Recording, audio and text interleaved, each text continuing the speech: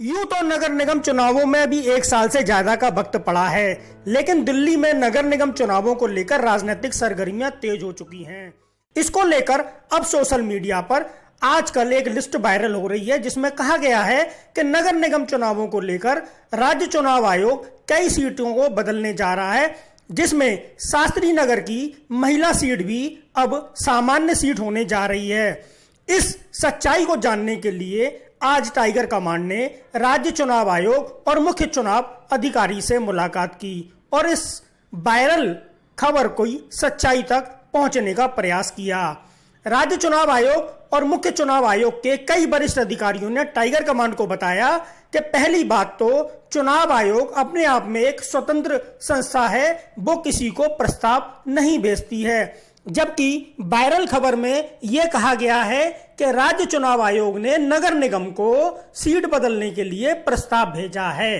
पहला झूठ यही साबित होता है कि चुनाव आयोग कभी सीट बदलने के लिए नगर निगम को प्रस्ताव आखिर क्यों भेजेगा, जबकि वर्ष 2017 में ही इस दिल्ली के नगर निगम चुनावों के लिए परिसीमन हो चुका था। उस परिसीमन को लेकर राज्य चुनाव आयोग ने सीटें निर्धारित कर दी थीं।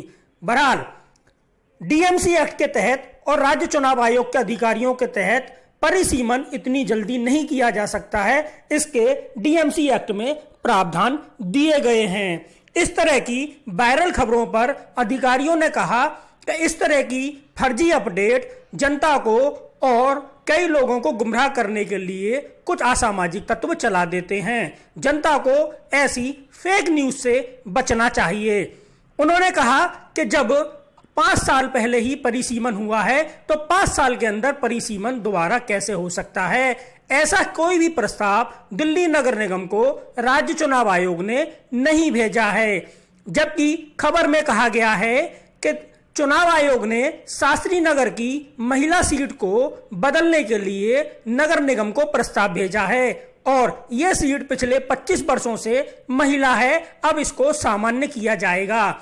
जबकि उस खबर में सत्यतापूर्ण कोई भी तथ्य नहीं दिया गया है, यानी उस खबर में लिखने वाला और छापने वाला इतना अनभिज्ञ है कि उसे यही नहीं मालूम कि इस तरह का परिसीमन कब और किस एक्ट के तहत होता है।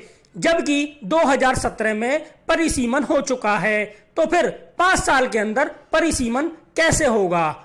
कुल मिलाके चुनाव आयोग के कई वरिष्ठ अधिकारियों ने टाइगर कमांड को बताया कि इस तरह का कोई भी प्रस्ताव नगर निगम को चुनाव आयोग ने नहीं भेजा है और यह वायरल खबर पूरी तरीके से फेक न्यूज है, इस पर जनता विश्वास ना